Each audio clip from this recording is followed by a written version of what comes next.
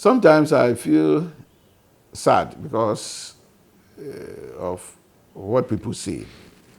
If you look at Fukushima, if you give Fukushima as an example,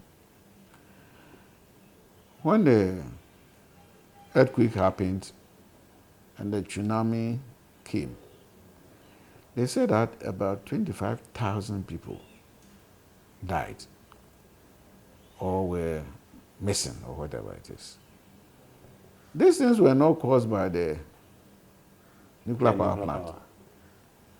So I don't know why they're blaming the nuclear power plant for the tsunami. And in every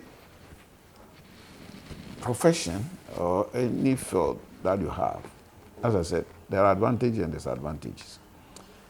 It's only Chernobyl that happened that was human error. And number one, the 1970 thereabout reactors, nobody's going to build them now again. There are safety features at that time. Because knowledge is evolving. You can even do remote. You were even thinking about operating reactors remotely. You can build it far away and then operate it remotely. But I don't know whether it will come on. Technology is changing. And Chernobyl reactors can never be built this time. And all those, if you look into the system, those reactors that were built in the 70s, most of them are being decommissioned because they have reached their lifetime. Everything that do exist in the world has a lifetime.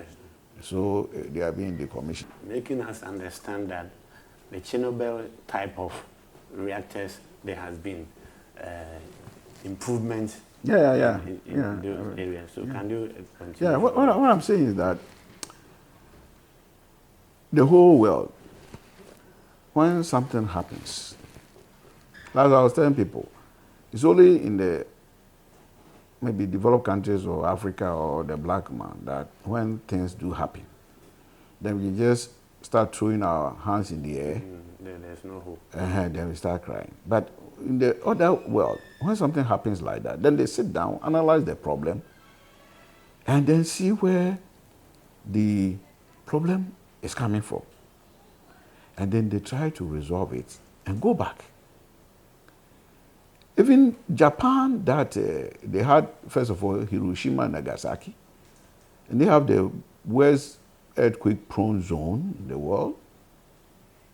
And since they know that they need electricity, power, to produce vehicles and those things to come and sell to us, and that when they don't have much reverse, when they use nuclear, that will be the cheapest way to get the things done.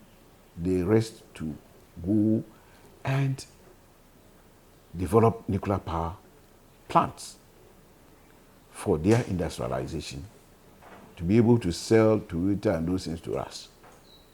So if Japan, Hiroshima, Nagasaki and those things can risk that time. And I understand that even after Fukushima, I think they have built 2 nuclear power plants now.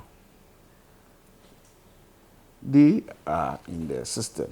They suffered this thing, but they know that this is the situation. So if you analyze our situation, and feel that we want to industrialize, and this is the way we can get affordable and then reliable power supply to solve our problems.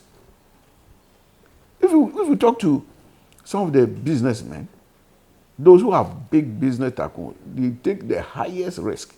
Anyone who fails to take risk, you will never grow. You will be where you are till you die. If you want to be a very big businessman, you have to take some risk. The higher the risk, the more productive the thing is. The more profitable the situation will be. So I don't know what we would think. But to me, with all our hydro resources gone, and with this urbanization and population growth and energy demand, and we want to do a lot of factories and those type of things, for this thing to survive, I think one of the options to grow our economy is to go for the nuclear power program, well developed, sustainable, and then develop our country. So the country should just keep focused and make sure that we get the nuclear power plant. Yeah, we are too late because everybody says it when we travel. Ghana nuclear power started in 1960s. If we are focused, as I told you, Cockcroft, and when Nkrumah was overthrown, Nkrumah's main aim was to build the place and get nuclear to generate electricity. That time, and we are 60 years and over or so, and still we are here. We should have been operating nuclear power plant long ago.